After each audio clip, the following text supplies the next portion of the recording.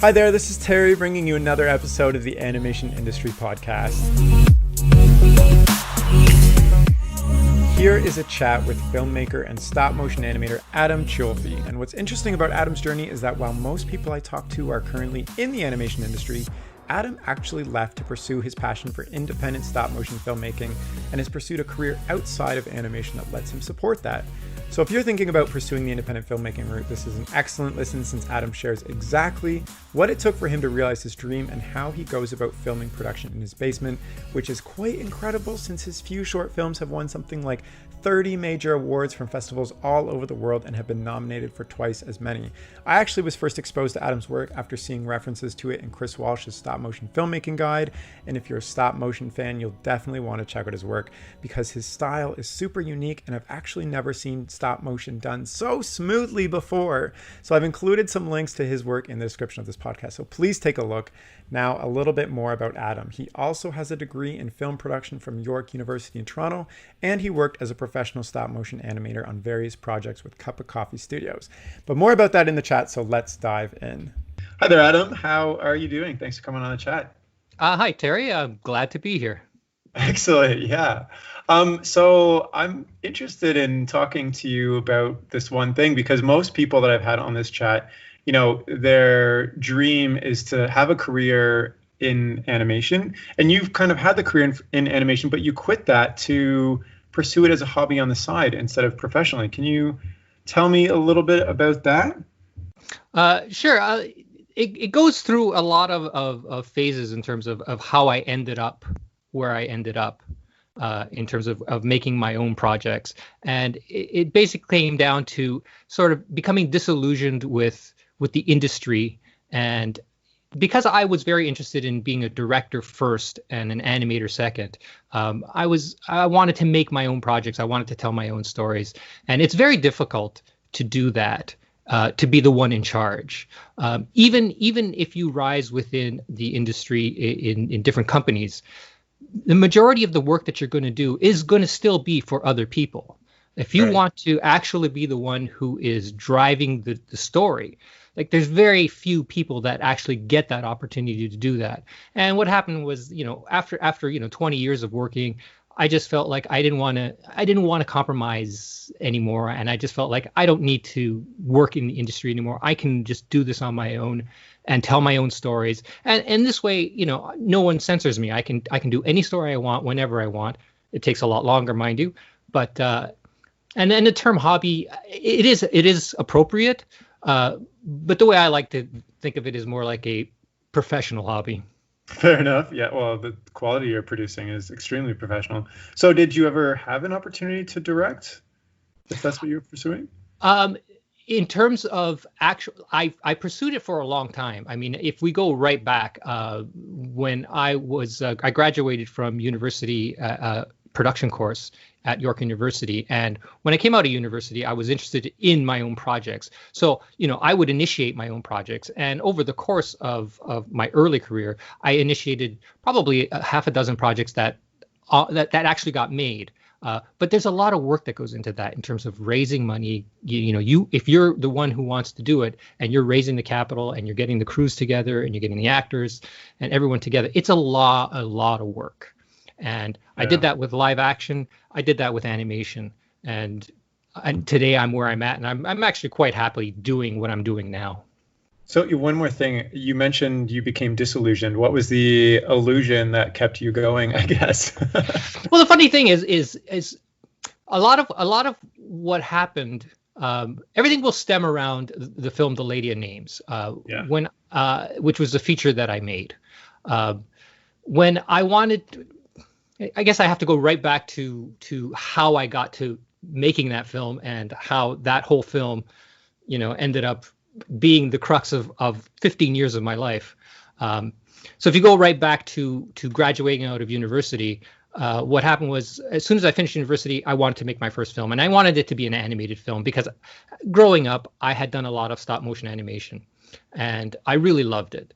And I thought I could get the most production value if I did something in stop motion as opposed to live action, because we're talking about 1989 here. So there's no there's no consumer video that's easy to. There's no digital. There's nothing that you can get that's cheap. Everything is very expensive. You're shooting on film, right? So film itself is expensive. If you're shooting 16 millimeter, 100 feet of film will cost you $200 to purchase, process, and print and watch and do your fine print from that. So it's very expensive.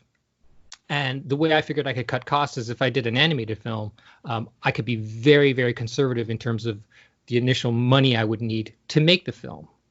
So what we did was I had a friend of mine, Mike Stokes, who was a screenwriter.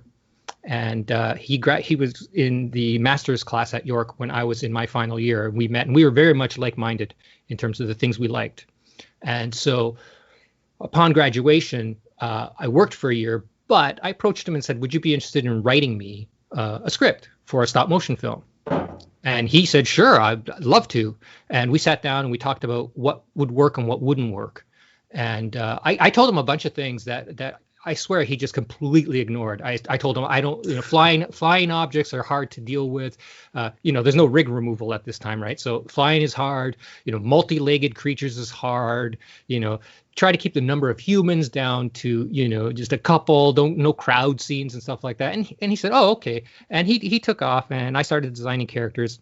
And when he delivered the script, it had like dragons and flying boats and floating castles. And I just thought, what the hell? How am I going to do this? And it actually took a while for me to convince myself that it could be done. So at that point, what we did was we figured, well, let's see if we can raise some money to do this. And we took the script. We had a few people that were going to work on it. Myself, we had an editor at the time. Mike was on it. I had another person who was helping with production design. And so we made a booklet, basically. And we put the script in there, we put a tentative budget in there, and we put the people working on it. And we gave it to people, friends, relatives, anybody we could think of who might be interested in investing in the film. And we ended up raising about $6,000, which was great. I figured that was enough to get shooting. So I packed up all my puppets, let the lease on my apartment in Toronto lapse, and moved back down to my parents' place in Niagara and spent the next year just working on Attic in the Blue. And it was a great experience. I mean, I approached it exactly like I would any job. Get up in the morning, do a shot, have some lunch, do 2 more shots in the afternoon, have some dinner, plan the next day's shoot, and then repeat that for 6 days a week and then take 1 day off. And so over the course of 9 months, I was able to finish this 27-minute film. But again, it's finished insofar as it was shot, but it's not completely finished because when you're shooting on film, you have to cut the negative. There's sound, there's sound edit that needs to be done, music, all that kind of stuff. So we were out of money. I moved back to Toronto, and I can't remember who was the contact, but somebody had arranged for us to show the film to the NFB. So Mike and I went to the NFB with this work print. So it has. The NFB is just the National Film Board. yeah, the National Film Board. Sorry, yes, the National Film Board of Canada on John Street in Toronto. Someone had set up this meeting for us, which was great. We were completely freaked out because I was worried that the film was going to snap in their projector because it was spliced together using tape the way you did it back then. And I had double spliced it, meaning the tape is on both sides of the print so that it didn't break. And there's no audio at all. Now, the film itself didn't have any dialogue. It did have a narration that was through the whole thing. So it was told through visuals anyway, but it's still very nerve-wracking to sit there and watch a 27-minute film that has absolutely no sound with a half a dozen people watching it. And you just think, they're hating this. They're hating it. I know they're hating it. Right? So... but what ended up happening is the lights came up and they turned around and they said, hey, you know what? We really like it. What do you guys need in order to finish this? And we just thought, oh, this is crazy. This is great. So they provided us with post-production facilities. They got us a mixing time in Montreal. They allowed us to go up there for a week to work with one of their mixers. It was great. It was absolutely fantastic. And it was the last time it was ever going to be that easy with any film. Because wait, that doesn't sound easy at all. but so going back to my question about the illusion, what was that illusion through all this experience that you became disillusioned to, I guess? Like, well, the main thing that happened much later, at the beginning, it was fantastic. To me at that point, this is great. Everything's working out well. What happened was when I wanted to make my feature, I had done a couple of short live action films between Attic in the Blue and when I wanted to launch the feature, and they had been relatively successful insofar as I'd been able to get broadcast licenses for them, and they generated enough money to finance the next one. So after I finished 3 films, I figured I'm ready to do a feature, and so I approached Mike again and I said, hey, I think it's time we do a stop motion feature now. And so he went off and wrote it. I started working on puppets. And over the course of a year, I would come up with some designs, show it to him. He would say, I got a character that's going to look like this. He'd tell me, and I'd go and design that. And over the course of a year, we did that back and forth. And then he handed me the script. And at that point, we thought, okay, what's the best way to proceed? Because I really liked the script, and I had a half a dozen characters. And we decided, hey, why don't we shoot like a 2 or 3 minute trailer? So we went and did that, and used that along with the script to try and raise money. And we sent it to all of the Canadian funding agencies that we could find. At the time, they were Telefilm, Ontario Film Development Corporation, Toronto Arts Council, Ontario Arts Council, National Film Board, everything, as well as many production houses that we could find that would be interested in looking at it. But right across the board, we were rejected. We thought we had enough experience by this point to maybe convince people that we could do this feature. I mean, Mike had already had a feature film produced, and I had 3 films that had broadcast licenses, and I thought, okay, no, we should be able to do this.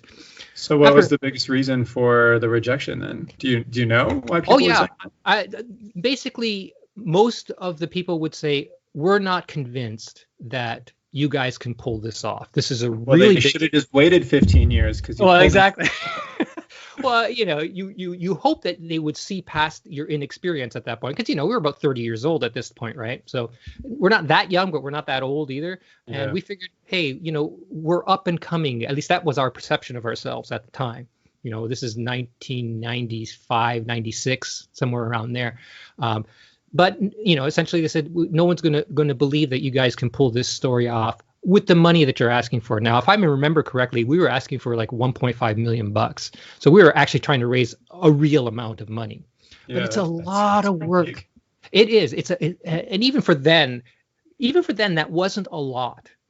So do you think when you were pitching this, they were sold on the idea and it being stop motion and the story, they just didn't trust you guys, or was it a little iffy all around?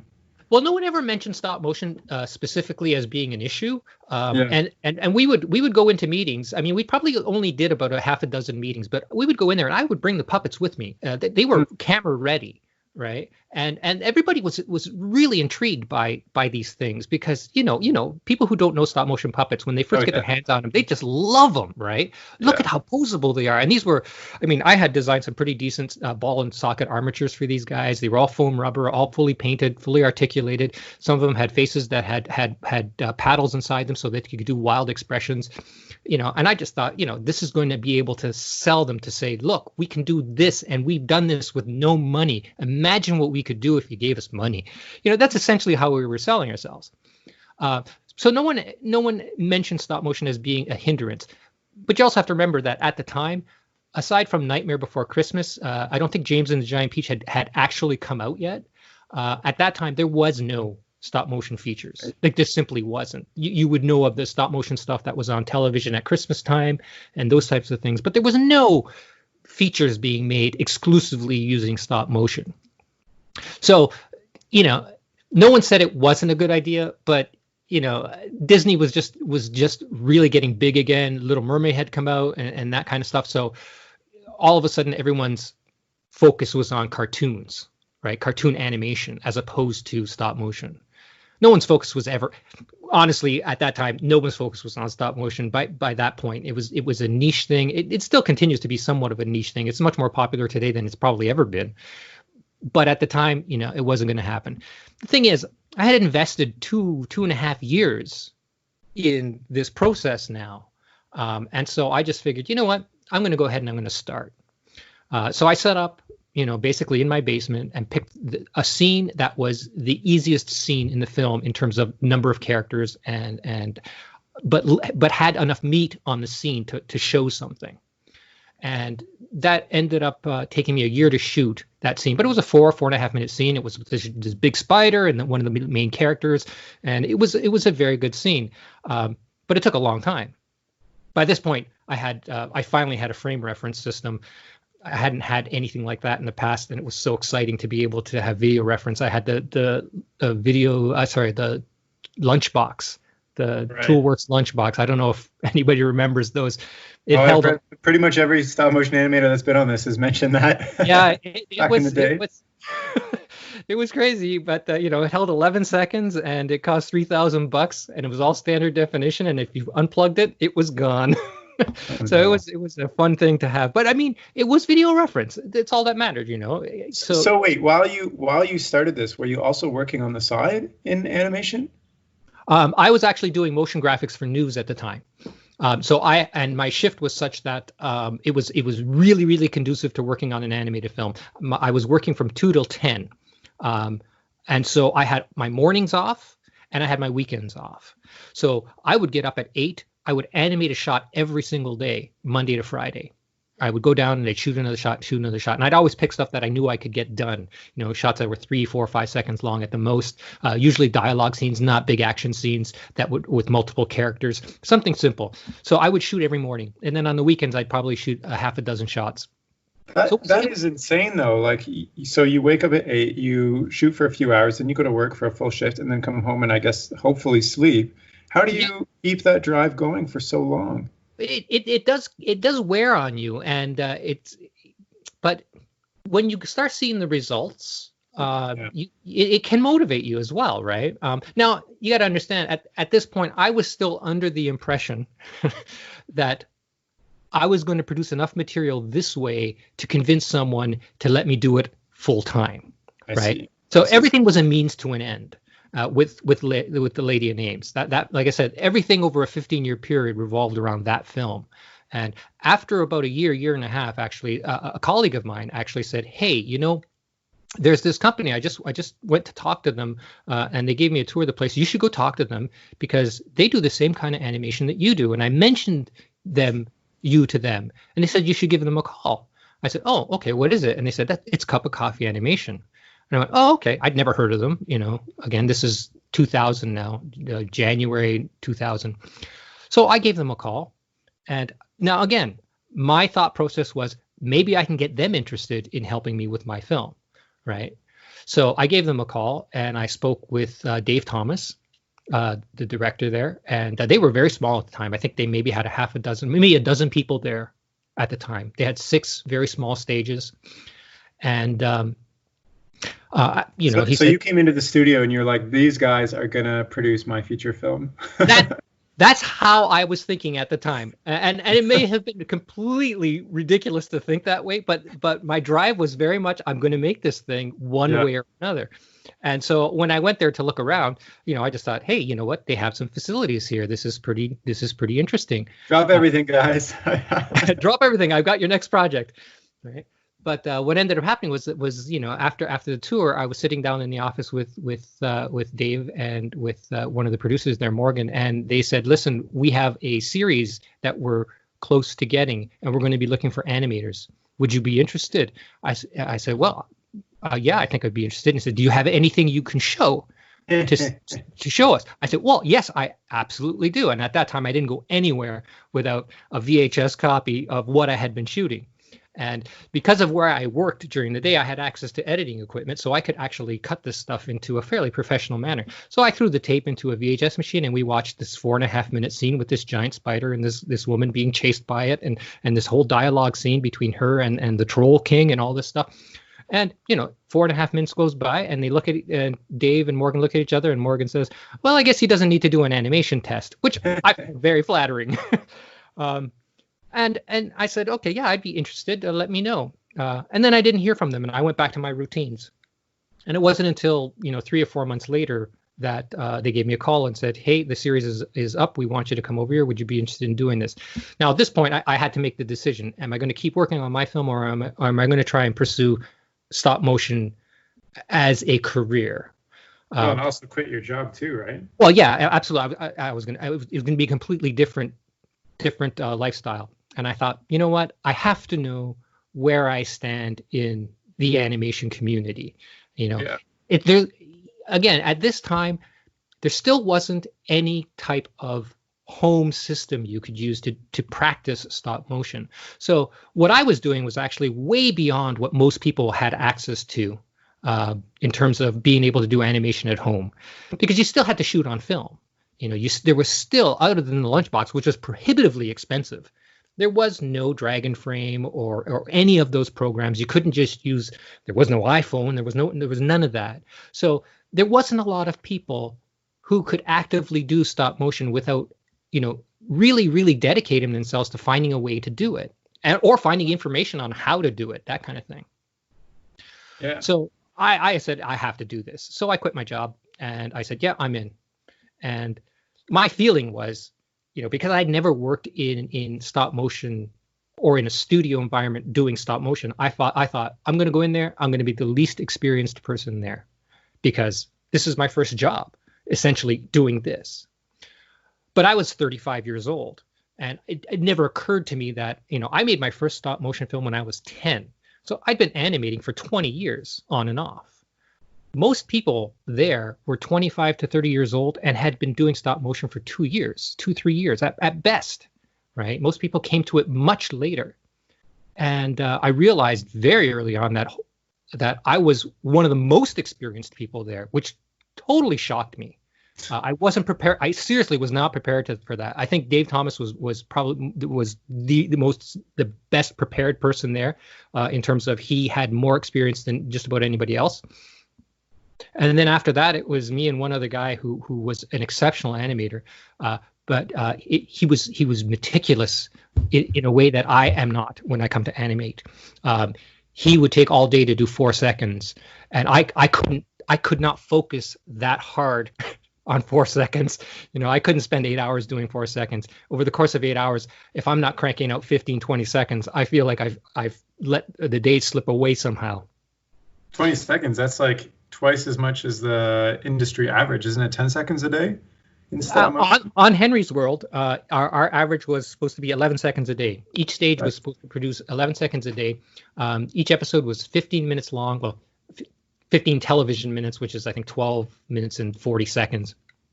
Gosh. And so, yeah, we had 10 days for each episode. There were 12 half hours, so 24 episodes in total, 24 shorts. What happens if you mess up a shot and you spend half the day? Then you picked it up the next day, or you stayed until you got it done right. But what ended up happening was, other than the first week when things were just sort of ramping up, I was pretty much hitting my quota of 11 seconds right away. Like after the first week, I was hitting my 11 seconds every day. And after the first month, I was surpassing it pretty consistently every day, to the point where I was doing 20 seconds a day on average. Now, you got to remember, in a series like Henry's World or any series, there's a lot of scenes that are just exposition, like two characters talking. So you can actually crank through those scenes fairly quickly if you know what you're doing, especially now where the video reference system there was superior to the lunchbox. So you figured out how to copy frames, paste frames, how to, hey, I can have the head turn to left, and then I can just copy and paste those frames in reverse, and then copy and paste those frames again in forward, and that gets me 3 seconds with only having to animate 9 frames, right? So you learn all these little tricks in order to, because it's serious television, there's a deadline. You can't spend the kind of time that you would on a feature, for instance, where you'll go do a pop through at 8 frames or even 12 frames. And then you'll do an 8-frame pop through, and then a 4, and then a 2, and then a 1, before you launch your shot. So that shot is so perfect by the time you get to shooting it on ones. With series television, it's get in there, shoot it, and get out, right? And as smooth as you can make it. But if there's a pop here or a pop there, they'll live with it because they're on a deadline, and everything. So the films you make on the side, I mentioned as a hobby before, but a professional hobby, you know, your animation is superbly smooth and like everything is perfected. And how did you feel versus what you're doing on the side to now working where there's deadlines and, you know, a pop in animation is acceptable? Did it feel the same? Did you feel fulfilled with this? I did actually, and the reason probably is the more you animate, the better you get at it, and the more you know how to animate. And you know, if you want to become a good animator, you know, I worked on that series for 10 months. I was animating 8 hours a day, 5 days a week. Plus on the weekends, I was animating my own stuff. So I was probably putting in 60 hours a week of animation for 10 months. If you want to be a good animator, you put in that amount of time, you really, really develop a lot of, you develop mad skills sometimes. Like you don't even need to look at your video reference for 5 or 6 or 7 frames when you get that confident in what you're doing. See, I was fortunate insofar as I always say this is fortunate, but I could be wrong, but I think it was really good that I learned to animate before there was anything like video reference. Because you really every learn. Animator without video reference has said that so far. Is that right? On the podcast. Yeah, it's completely true because you learned how to move things in 3D space without any reference other than what you had right in front of you, and you started to learn how much you needed to move things. And you got to remember, when you're shooting on film, you would shoot for 2, 3, 4 weeks sometimes before you saw anything of what you shot. You know, so I remember when I was shooting on Attic in the Blue, it would take me a month before I saw anything. Yeah, and you wouldn't know. You just move on to the next shot without knowing if it was good, if it was bad. You know, you really had no idea. And when you got all your footage back, you looked at it and went, okay, that shot needs to be redone.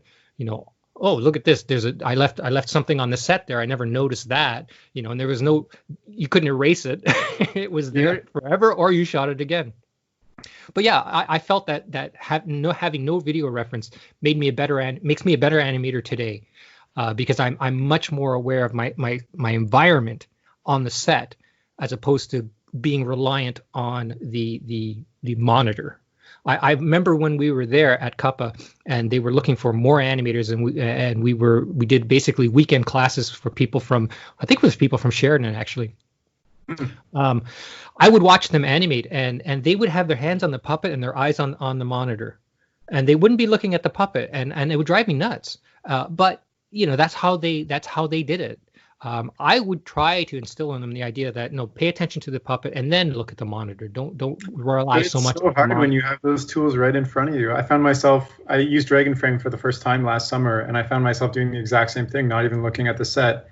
Even though I'd never used any software before, it was just exactly like you said. I would just shoot the whole thing and then play it back all at once on the computer when I transferred that to the different room that was in. And if it worked, it worked. But then suddenly when Dragonframe allows you to see every single frame live feed, it changes. It does. It absolutely does. And I honestly, you know, there's one thing that I do that probably keeps me not relying as much on the monitor, and that is I actually keep my monitor and my Dragonframe pad far from the set. Mm-hmm. So far away that I couldn't actually see it clearly to be looking at it. So I actually have to walk like 6 steps to get to my sets right now, make my adjustments, go back to the camera or sorry, to the computer and check it there. Of course there are times where I will use the toggle function and right. Just, you know, when I'm trying to do something really subtle and I keep walking back and forth, it's like, okay, fine, I give up.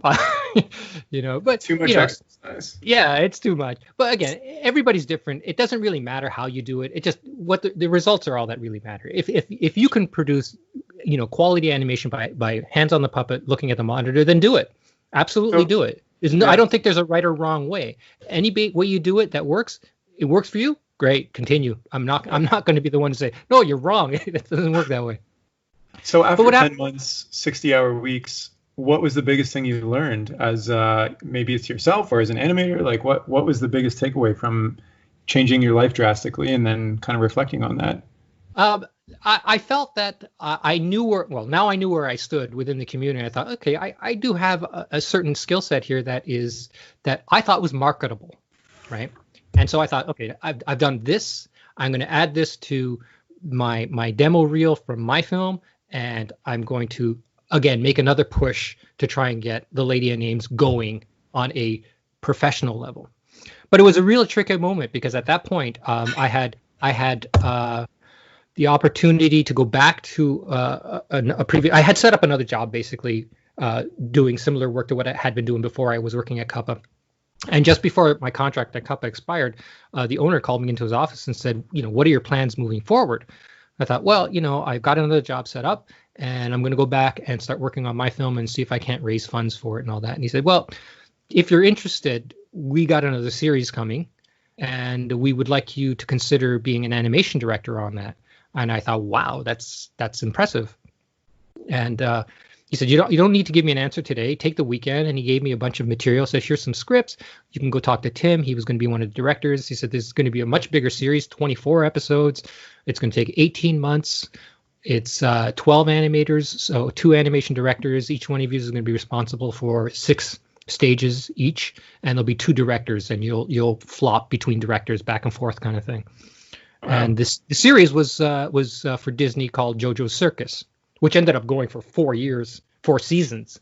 So I think they had a contract with them for over 6 years. And I'll be honest, I was very intrigued to work on it. And so I brought the material home and I read it. And I'll be honest, my heart sank while I was reading the scripts, not because they were bad. They were charming, but they were for a preschool audience. And I just thought, I don't know that I can stay enthusiastic enough for this material. And I knew how hard it was going to be. I knew that 18 months was going to be grueling. And it also meant giving up on the Lady of Names, for sure. Like that film in terms of what? Just getting the work done? Like pushing all that? Yeah. Trying to produce that level. And, because it was Disney, I figured, one, the expectation is going to be higher in terms of the quality of the animation.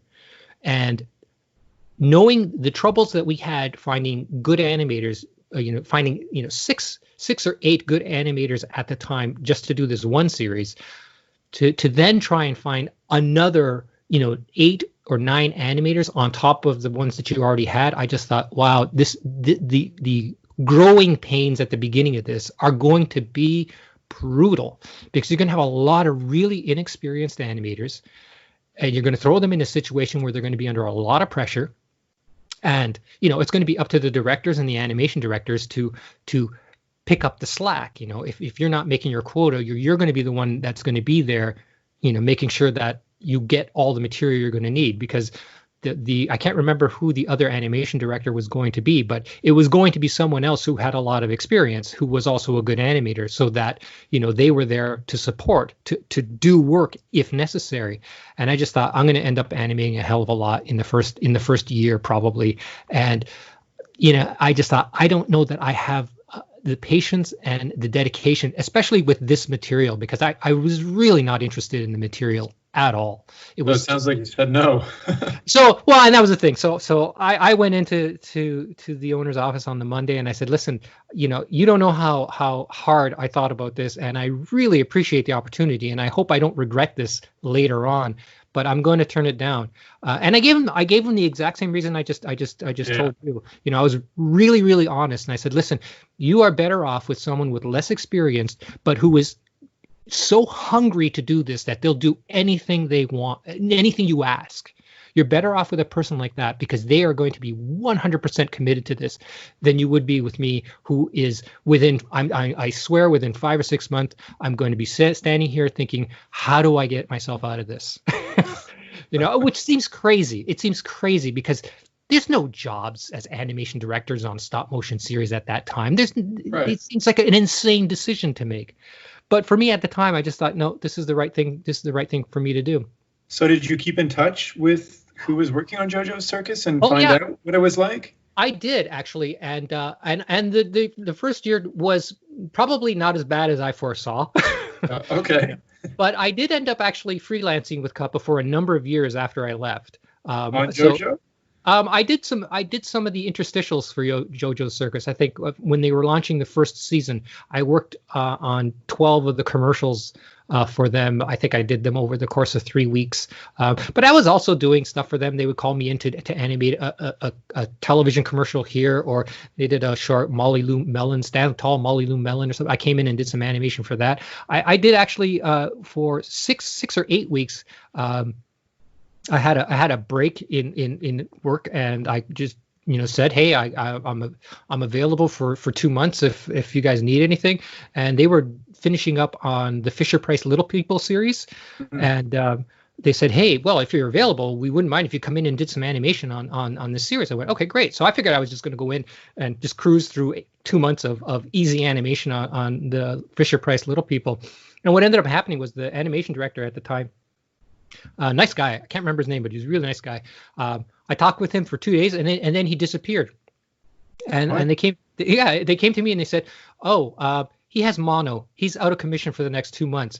And I went, oh, that's terrible. What are you going to do? And he goes, well, we were wondering if you'd like to take over as animation director for 2 months. Sounds like this is all a big coincidence. It was like, oh my God. So I did it. I didn't know what the series was really. Wait, where were you working that you had a break for 2 months before this? What happened was where I was working went on strike. Oh, okay. They were locked out. What were you doing? Again, I was working in news. I was working as a motion graphics director in news, and there was a lockout, and I figured it was going to be a pretty long lockout, and literally, we got locked out on the Friday. I was working at Cuppa on the Monday, so there was no break for me. I went into there and I worked there for 2 months, and I think 3 days before they opened up. The lockout ended was my last day at Cuppa, so I basically didn't stop. But again, that was 6 or 7 weeks working on that. And by this point, Cuppa was getting really big. They were doing that. They were doing JoJo's Circus. They were doing a Celebrity Deathmatch. They must have had about 150 people working there at the time. So it was pretty impressive setup. There were a couple of different floors in this building, and you'd walk around, and I knew a lot of the people there because I had kept in touch in one way or another. My sister worked there as well on the administrative side, so I was privy to a lot of what was going on there. But I was also still working on my film, and it came to a point where I was getting calls a little too often, I felt, and I thought, you guys, you got a lot of really talented animators over there. Why do you keep calling me? And so slowly I stopped taking the freelance jobs there. It's just simply because, it was I didn't need to do it. And I didn't feel like I was gaining anything anymore anyway. From that. It sounds like you kind of went through the testing learning phase with those 10 months, and then you reached maybe a state where you were pretty happy working on your own stuff and then working your motion graphics job during the day? Yeah, pretty much. And the thing is, at that point, I was a faster animator, and I was working a lot on my film. And by the time 2009 rolled around, I had finally finished all the animation on my feature. So it was 9 years of animating on that, because it's a 79-minute film. But again, at the time, I probably animated close to 95 minutes of material. Can you actually give us like a little brief of what the story is about? Sure. The Lady of Names is about this librarian who is kidnapped by this character called the Troll King. The Troll King lives in a fairy tale world, and he has his two henchmen kidnap this woman. She's a librarian because she knows the names of all the fairy tales. And so every time you write a name into this great book of the Troll Kings, that fairy tale is imprisoned in his dungeon. And once every fairy tale's name is written in that book, then the Troll Kings will be the only story that people will know, right? And the whole thing is she gets kidnapped, her love interest makes his way into the fairy tale world, and it's all about how what he has to do in order to rescue her. But she ends up being very proactive heroine. It was kind of interesting in that regard, but it's basically their two journeys to finally meet up again at the end, and they free all the fairy tales. So nice. It's a really ambitious story, and it was a very nice story compared to the stuff that I'm doing now. It's like a complete 180. I've tried to find it online. Is there a place to watch it online? There is no place to watch it, and I'll tell you why. What ended up happening was when I finished the film, and this gets to your original question, what the Oh my gosh. I know it's a long preamble, but again, it takes a long time to get to the point where you get disillusioned in this industry. What happened was I finished the film. I did a fine cut. Now, of course, I've got a Mac and I've got Final Cut and I've got Logic and I can do a lot of stuff myself.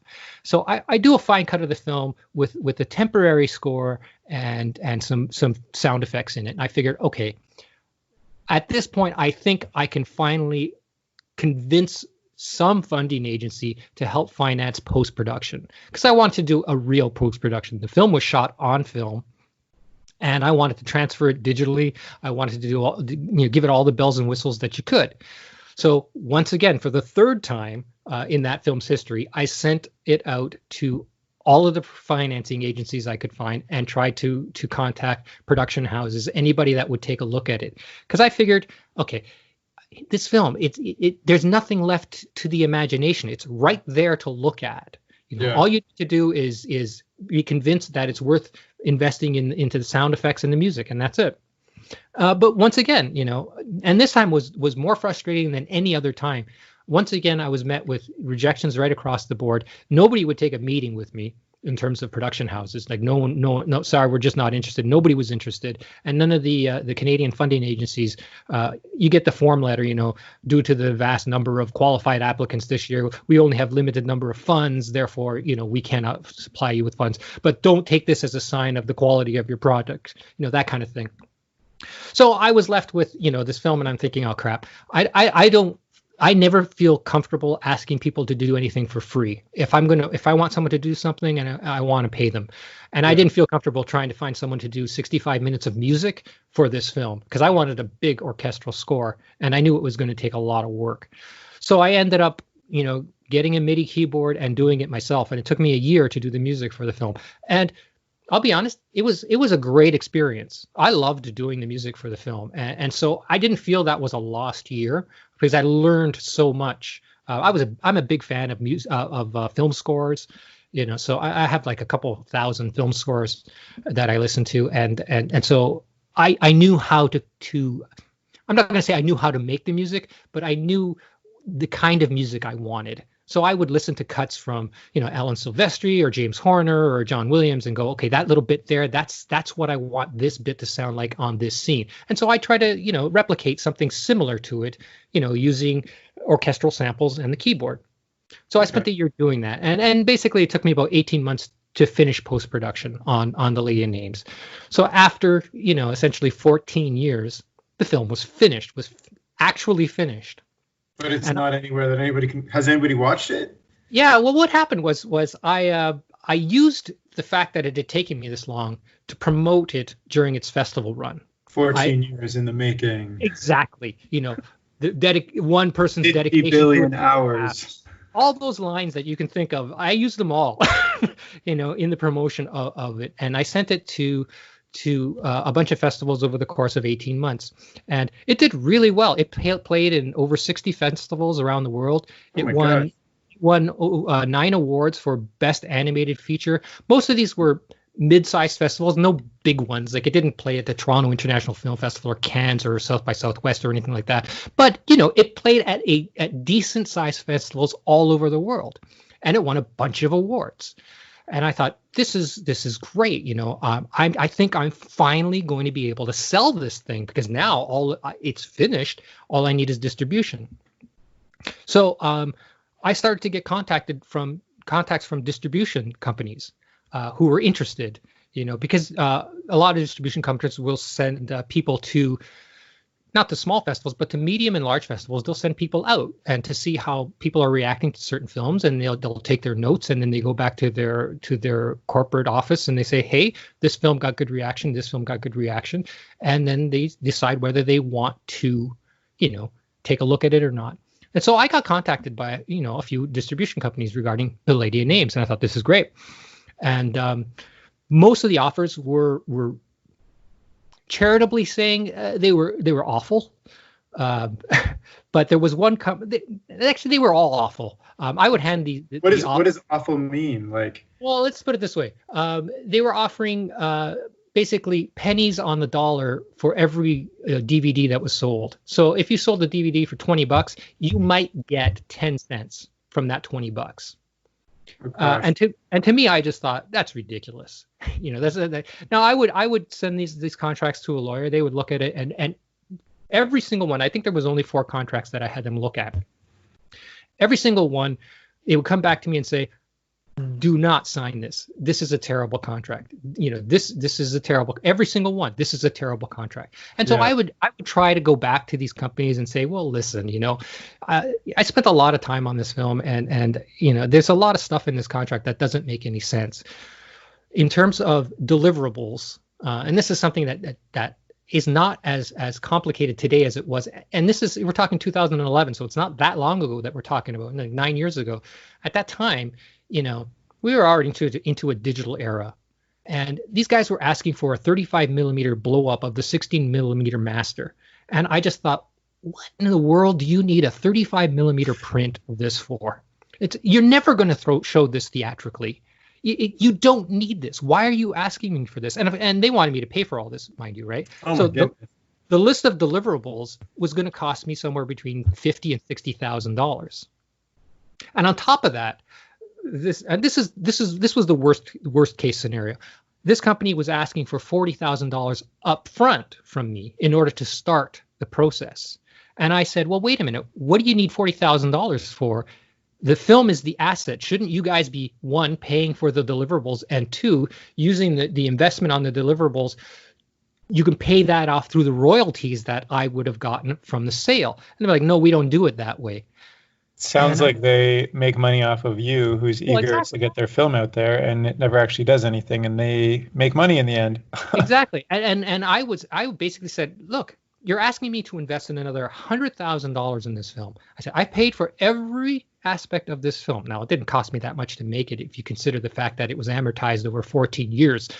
But still, I still had paid for it all. I said, you want me to invest $100,000 in this, and you're offering me basically 10 cents or 5 cents on the dollar. I said, what? In order for me to break even on a $100,000 investment, you're going to have to ship 300,000 units of this film. I said, what in your library can you use as a comparable to tell me that you can ship 300,000 units of this film?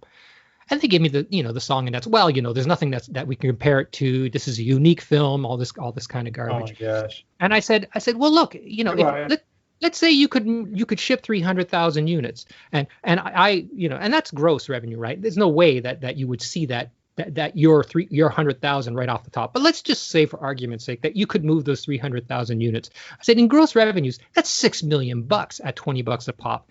So you're going to walk out of this with $5.9 million, and I'm going to break even? I said, that doesn't seem right to me.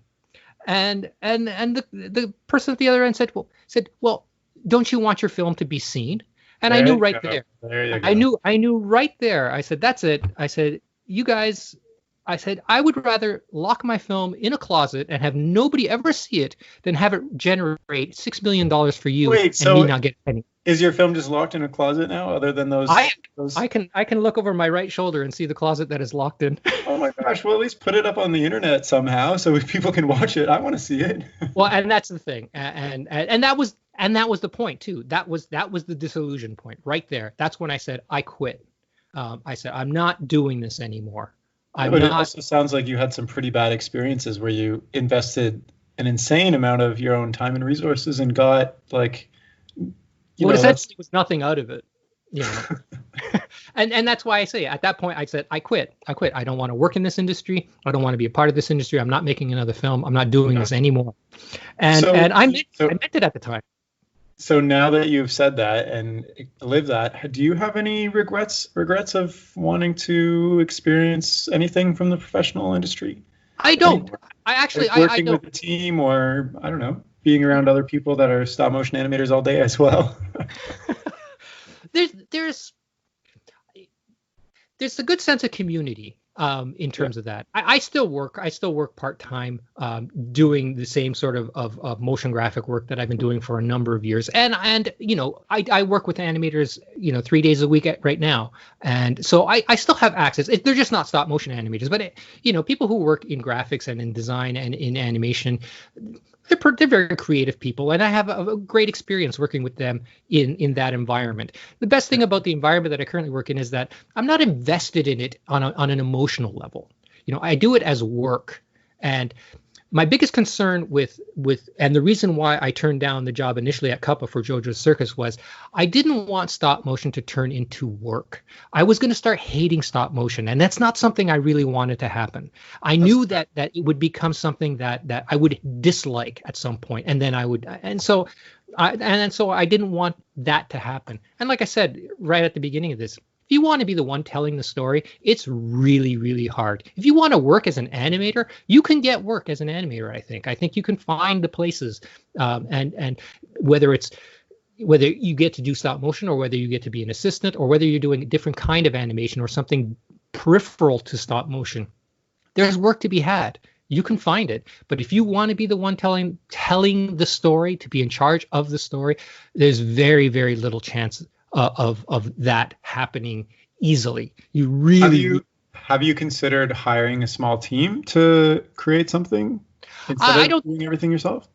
I don't think that way anymore. I'm really happy doing the films that I do myself. And I mean, the way I got back into it was after I had locked up The Lady of Names, which I do actually intend to finally release probably within the next 2 years.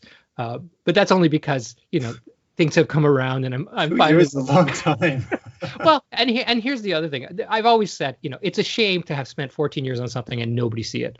I mean, other than the few thousand people that saw it during its festival run, But what happened was after about 18 months of not thinking about making a film, not doing anything, I was like lying on the couch, and I was watching this horrible movie from 1962 called The Brain That Wouldn't Die.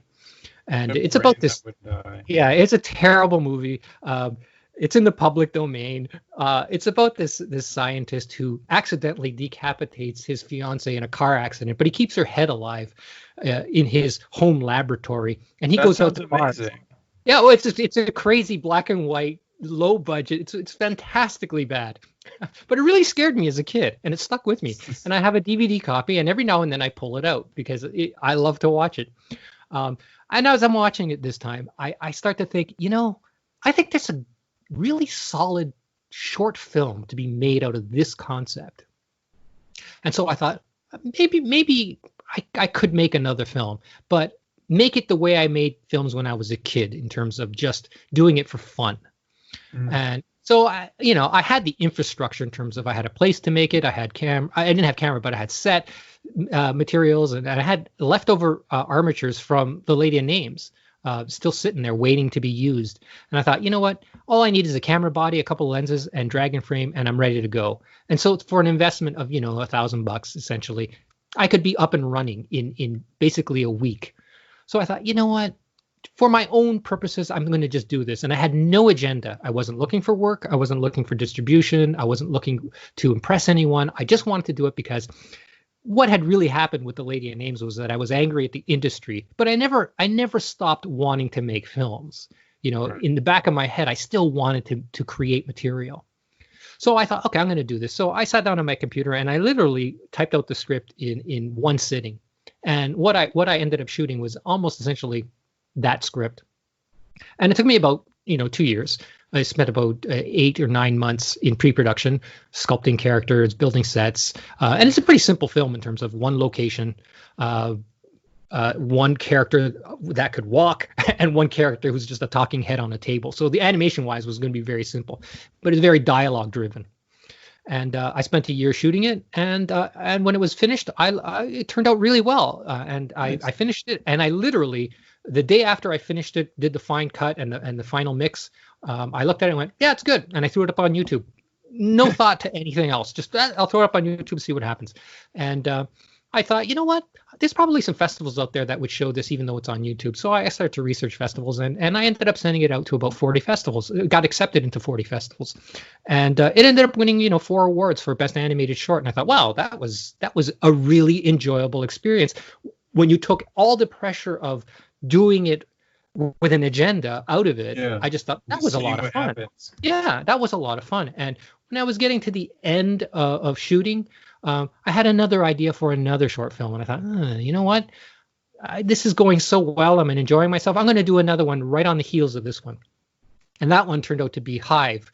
And that one I knew was going to be a little bit more work because I was going to build everything from scratch. So I didn't build any new armatures for Broken. I didn't, everything was old material. So with this one, I was building new skeletons. The designs were were original designs, not based around pre-existing shapes, because the characters in Broken, the main character, the robot character, was just based around the armature that I had. So whatever it was going to be the shape of whatever I could fit in that armature.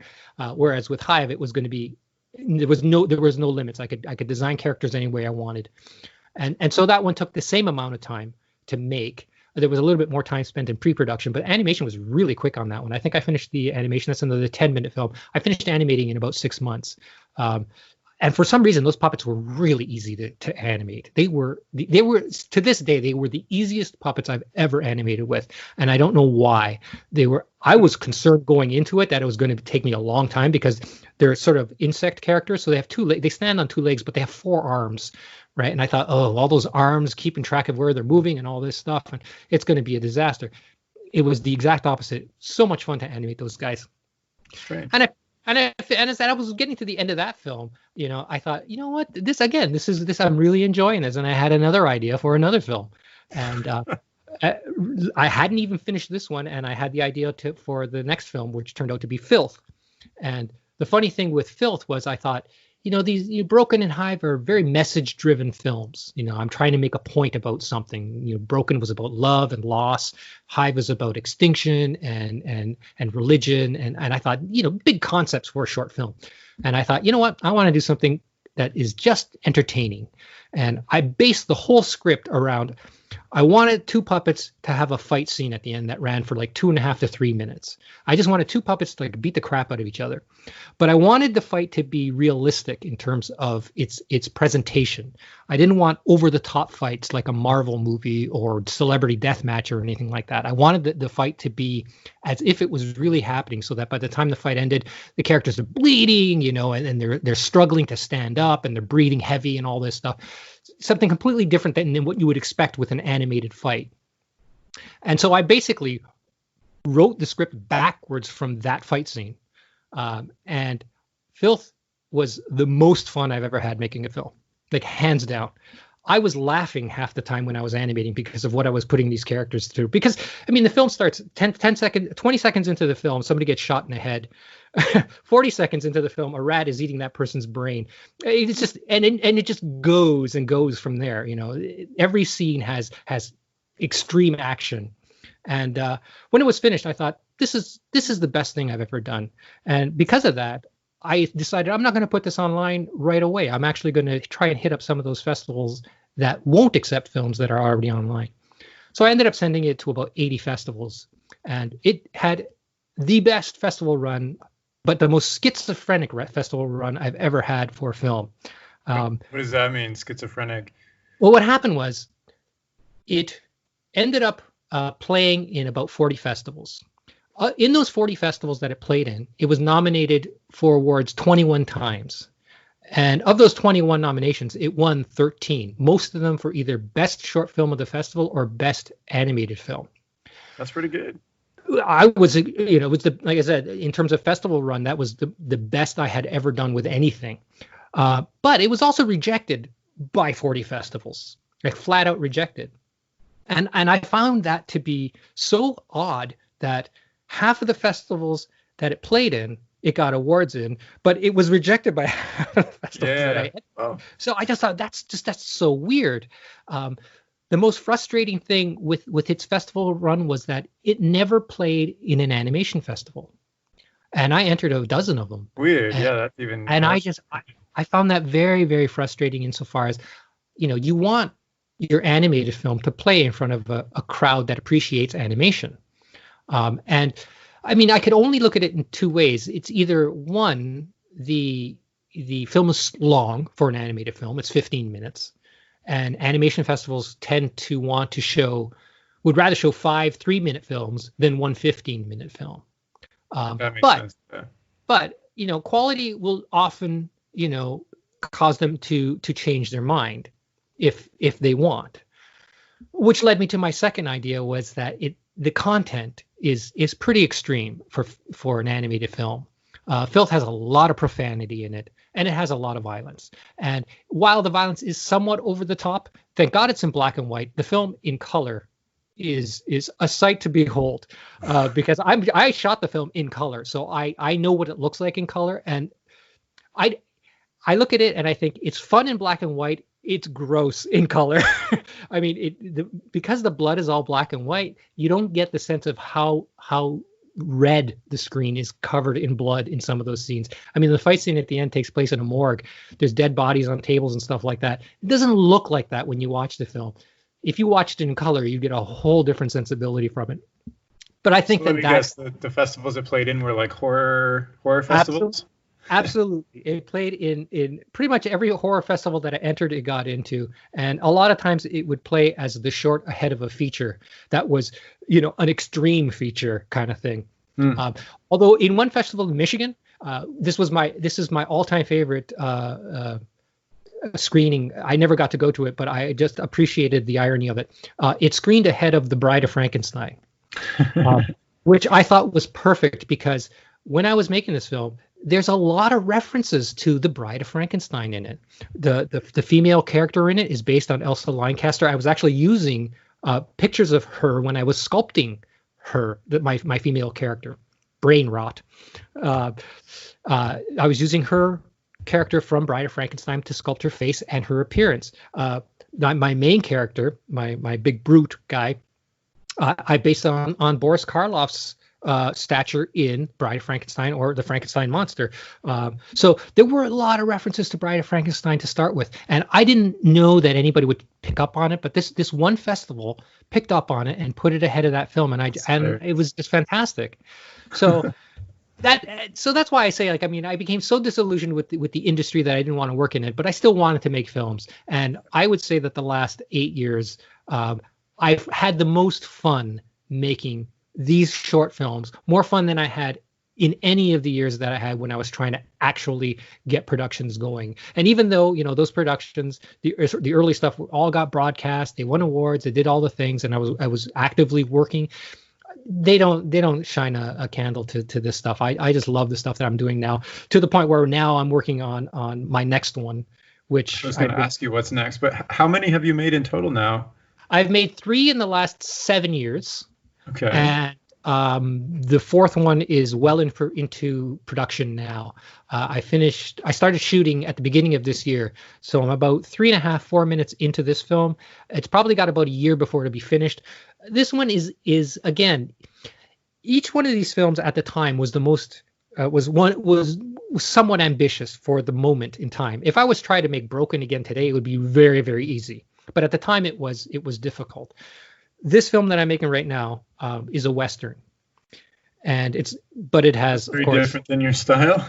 It is very different, and that's one of the things that I like in terms of when I do these things is I like that the next film is different from the last one, like completely different. This one's I'm shooting like widescreen, like my aspect ratio is 2.35 to 1, so it's like CinemaScope aspect ratio.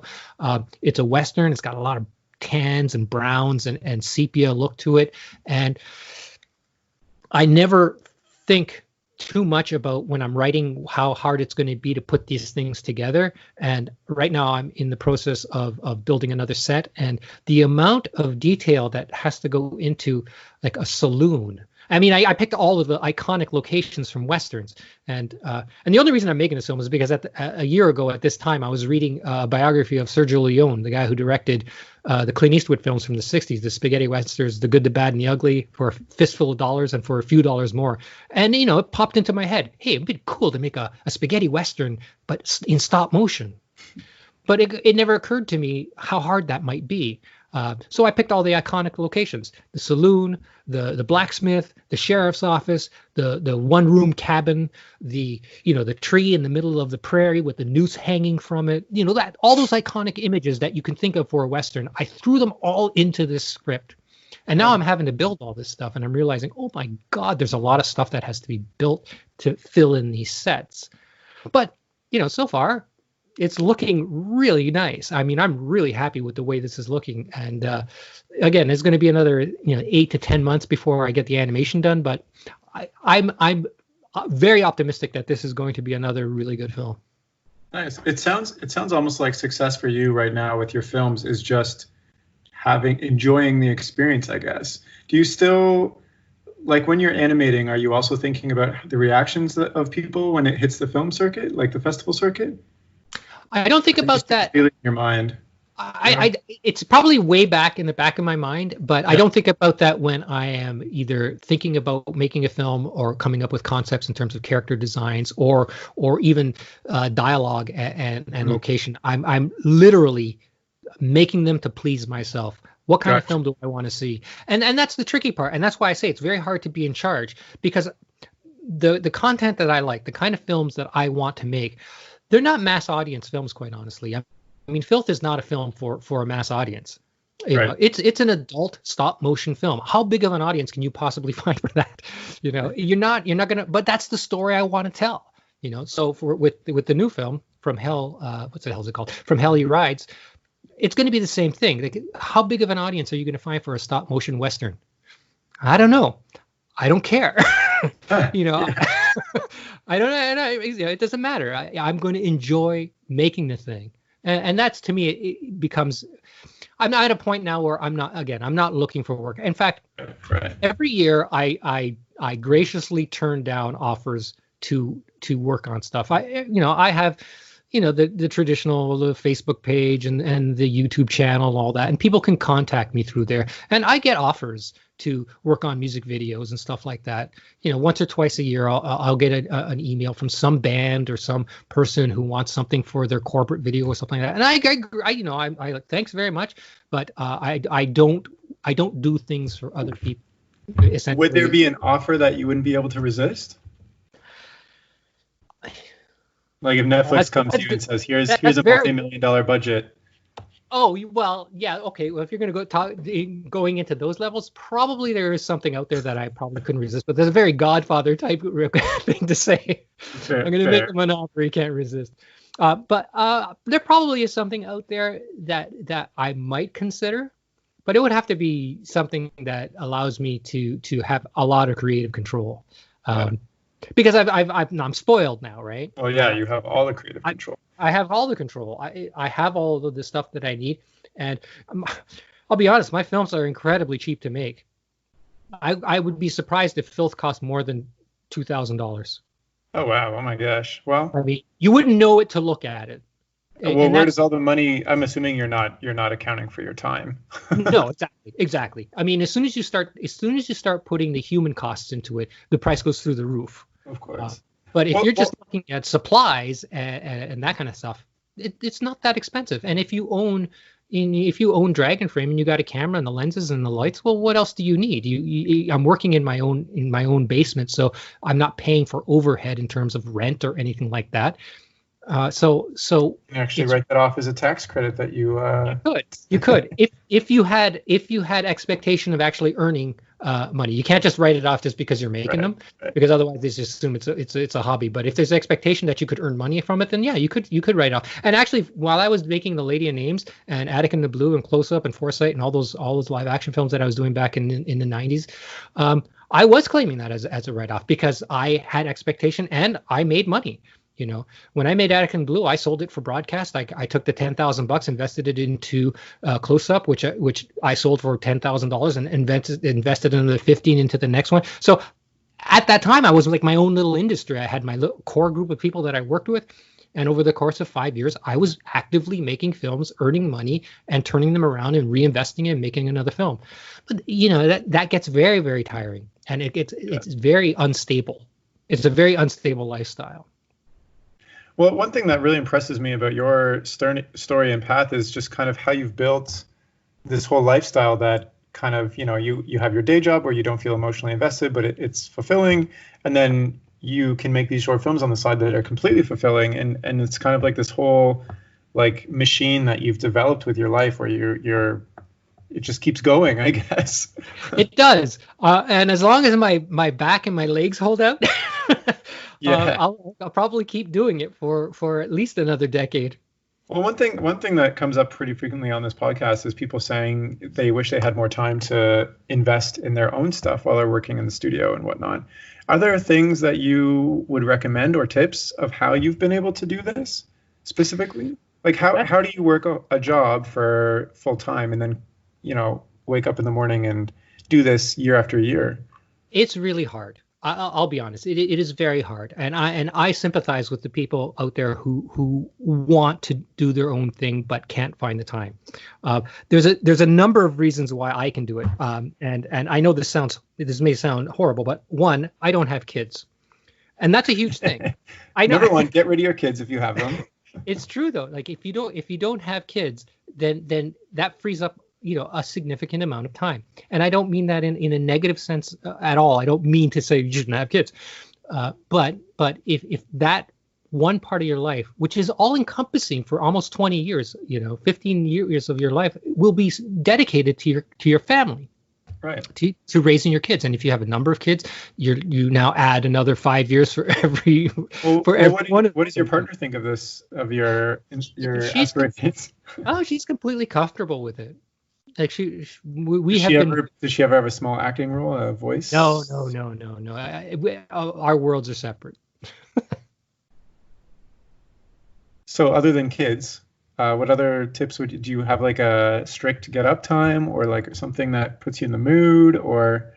Not really. See, the fact is, because I started making films at a very young age, I made my first one when I was 10. So I don't remember a time that I wasn't making films. Like I honestly, it's like between me and my brothers when we were growing up, every summer we'd make 2 or 3 films between the three of us, the 3 or 4 of us. And so by the time I finished high school, I'd already made 26 short films. And that was a great education right there, in terms of learning how to make this stuff before there was any idea that you could make a career out of it. We were just doing it for the hell of it. And in a lot of ways, that's what I'm doing now. I sort of reverted back. Exactly. You've gone back to your childhood. Yeah, exactly. And now I see why I was such a happy kid. So is there anything that you feel is missing in your aspirations for filmmaking right now? At this point, I would say no. I am content with where that's a really nice place to be. I think that's really excellent, actually. I feel like a lot of people strive for many years to meet some goal that is, once they obtain it, it's like, well, what's next? But it sounds like you're in a constant state of. Well, the thing with specifically with animation is a lot of us got inspired by something that was really large. Like most people who want to do animation saw something when they were young that inspired them, and it usually was something big. It may have been Nightmare Before Christmas, it might have been a Star Wars movie, but it would have been something epic, right? That sort of hit you in the face and went, "Wow, I want to do that," right? But the gap between you as a 16-year-old saying, "I want to do this," and you working at ILM seems so vast that it just seems like this is an unattainable goal, right? But you have to approach everything in terms of steps. You're not going to go from your basement to working at Leica, but you can go from your basement to school to your first job, where you'll be surrounded by people. You may not be doing exactly what you want to do, but you'll be surrounded by people who are like-minded, who many will be more talented and have more experience than you. And as long as you learn from them and you're professional, put in a full day's work, be attentive, you will slowly move up. As long as you have the abilities and the talent and the dedication, you will find yourself moving up over time. People get disillusioned very quickly you know, and it happens in everything. It's not just filmmaking, but in any aspect. Like, people get disillusioned when things don't happen fast enough, and they think, why am I not further along? And if you have the patience and you dedicate, you know, your extra time to your craft, you will find it moving along. But I, you know, like I said, I sympathize. Like, if you're working a 40-hour week and you're commuting in the middle of all that, and then you have all you have is your weekends, it's really, really hard to find the time to create material. I'm lucky insofar as I work very long days, but only 3 days a week. So I have 4 days. That creates a lot of good time for me to work on my stuff, right? And I like to work at night. I'm a night owl, so I can work from, you know, basically 8 o'clock at night till 1:30 in the morning, and I can do that pretty religiously over the course of 3 or 4 days. So I have no problem finding the time, and I've never been much for traveling or vacations or, you know, going out to shows or dinner and all. I've always been very much a homebody, so all those aspects have kept me able to you know, focus on making a lot of good films. At least I hope they're good. Gotcha. Yeah. So this coronavirus situation right now is no different for you, I guess. Well, it's very funny because a lot of people have said, I posted something today on Facebook, and somebody responded that this is the one production that the coronavirus couldn't shut down. And it's funny, and they're right, because it's like I work alone, so. Oh my goodness. So, yeah, I've actually, you know, just been continuing to work to plug away. You know, I'm hoping to start animating again next week. I'm between sets right now, but yeah, I hope to start animating again next week, and I'll have like 4 to 6 weeks of animation ahead of me before I have to build the next set. So I can't wait to see. It'll be a lot of fun. Create in a year. I really like what you said about the steps, because I mean, also, you know, I have a big dream too, and sometimes it feels like it takes so long, and then at the same time, I can look back and see that I've actually made some major steps in terms of my skill and who I know and my comfortability and confidence and stuff. But it does feel like there's this huge gap between what you want to do and where you currently are at. So just gotta keep your head down a little bit and keep pushing to the next level, I guess. And those first steps are the hardest. I'll be honest. They are the hardest because most people don't know anybody to get them in the door. Right. So right. It's that much harder to get that first step out of the way. But the second you can make that step, things open up to you very, very quickly. Because now you know more people, and they know people. And as soon as you start to know all those, you know, peripheral people, you start to know, you get your ear to the ground, you start to hear, oh, I hear there's going to be work over there. I hear there might be work over here. And as long as you're willing, again, me, I was never that interested in being mobile, running around, moving from city to city, chasing one job or another. I wanted to be able to stay in one spot. And that's huge when it comes to animation, especially stop motion. If you want to work in stop motion, well, you're going to have to move around. You're going to have to be comfortable with the idea of moving around, because the work is, you know, it's in Portland, it's in the UK, it's in Los Angeles. These are the places where the work is. It would be nice over time if you know, working at home, if that could happen. But with something like this, and that you need the infrastructure of a studio, you need to have everything all in one place, and those places are few and far between. So if you want to work in certain areas, you got to live in those areas. Yeah. Well, I feel like it depends on the caliber too. Like, for instance, there's Kevin Perry, who's all over social media, and he does everything with stop motion out of his house, but he's not working on films, or, well, he used to be working at Leica, but he's not working on films or TV productions anymore. He's doing like branded stuff for social media. So I think the options are changing and opening up more, which I think is amazing. But yeah, you're right. If you want to have work on a production, there's no way you can do that at home. no, it'll never happen.